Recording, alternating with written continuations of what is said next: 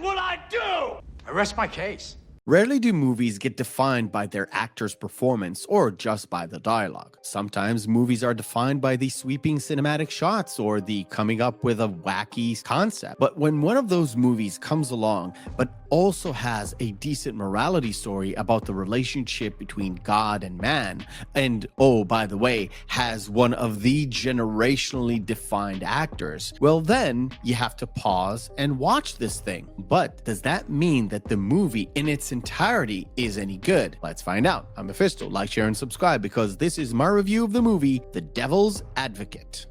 Vanity is definitely my favorite sin. Self-love, the all-natural opiate. The Devil's Advocate is a dramatic thriller directed by Taylor Hackford and written by Jonathan Lemkin and Tony Gilroy. The movie is a rough adaptation of the book by the same name, written by Andrew Niederman. The book was published in 1990, and the publishers Simon & Schuster already shopped it around for the movie rights. Niederman himself went to Warner Brothers and pitched the movie as a law firm representing only guilty people, and they never lose. And on a side note, that's one hell of a pitch. Yes!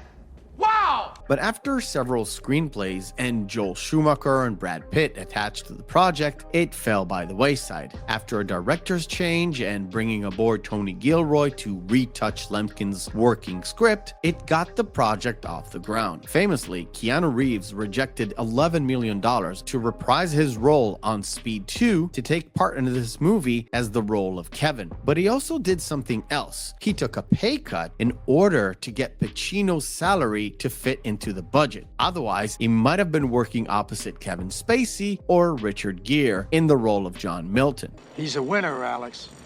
Just like you were. And they'll never see him coming. The story of the movie revolves around the life of Kevin Lomax, a slick Florida lawyer with a particularly successful career, having not lost one single case. As we join in, he is defending a teacher from a nasty sexual allegation regarding minors. And as the victim testifies, Kevin realizes that he might be defending a guilty client. You're my lawyer. You're here to defend me. You know what I'm thinking? I'm thinking, why don't we put you on the stand? You can jerk off for the judge. But not wanting to lose for the very first time, pride takes over and Kevin manages to turn things around and get that win. After he does, he is approached by an attorney working for a large successful firm in New York. He asks for his specialty in helping selecting a jury back in New York. And once there, and with the first success, he is welcomed into the fold and put into work. When do we talk about money? Money? Yeah. Well, that's the easy part. Lomax moves from success to success until a huge murder case falls into the laps of the firm, and Kevin is put in the same moral question yet again as he tries to have both a successful career and hold on to his marriage while his wife is losing her sanity. God damn you! Why do you always have to go and change things around? This is not about the apartment. I hate this stupid place! The Devil's Advocate is a story about morality and some of the 7 deadly sins. It was inspired by Dante's Inferno and the Legend of Faust, but also heavily inspired by John Milton's Paradise Lost. As a homage to that story, the character of Al Pacino is called John Milton. The movie explores Kevin Lomax's pride and how far will he go to save face and keep his precious win streak. Kevin is being tested all the time, not only in his legal capacity, but also with his relationship with his wife. It is plainly obvious that she is not settling into this New York life, and this puts a lot of pressure on Kevin. The man who both tests Kevin and pushes Kevin is John Milton, the eccentric and sex maniac owner of the law firm, who not only employed Kevin, but also mentors him and becomes his guide in the lawfare and living the life in New York. We talked about this, remember? Pressure. Take a big whiff. And in that capacity, he toys not only with Kevin, but also with his wife. And throughout all this, you are given some breadcrumbs on who this mysterious character is. Is he really the devil or someone else? Is he just acting up, doing devilish things just because he likes it? Or is it really something supernatural hidden here? A woman's shoulders are the front lines of her mystique. And her neck.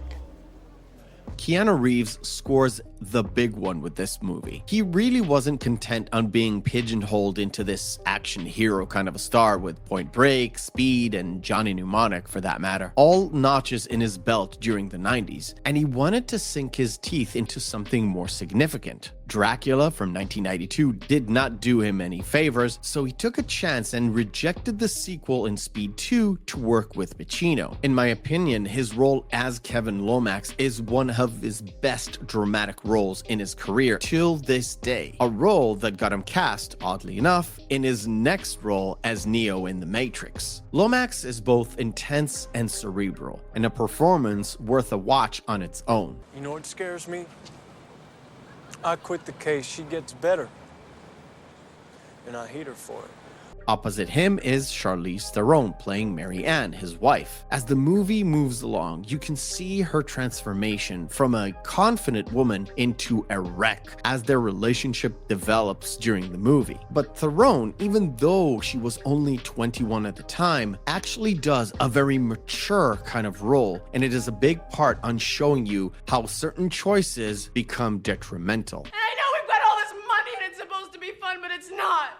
It's like a test. The whole thing is like one big test. But of course, the main course in this movie obviously is Al Pacino as John Milton, even though he is not in every scene, but he's a big part of it. And as soon as you see him with that weird smile of his, you already hate him and you don't know why. He is slimy, he is smart, degenerate, and also cunning. He teaches young Lomax the ropes as he mentors him through this New York life and the life of the firm. And it all comes down to a crescendo at the very end with one of the greatest speeches in movie history. You might have even seen it in clips on YouTube or on Twitter, but trust me, when you put it into context, it's one of those speeches that the writer did a good job with it, but the actor fulfilling the role just elevated it into a whole other dimension. I absolutely love Pacino in this role, and this is one of his best performances in the 90s, a decade that included Scent of a Woman, Any Given Sunday, Donnie Brasco, Glenn Ross, and Heat. All that, and The Devil's Advocate is on top. Why? Because I never rejected him.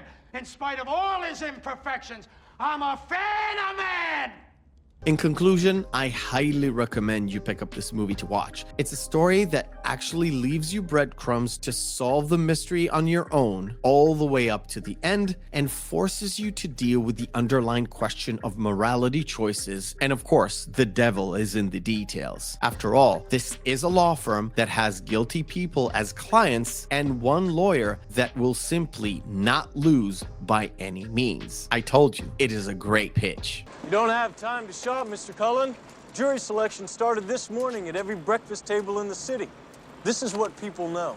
I thank you for watching, and remember, hope is a good thing, maybe even the best of things, and no good thing ever dies. I'll see you on the next video.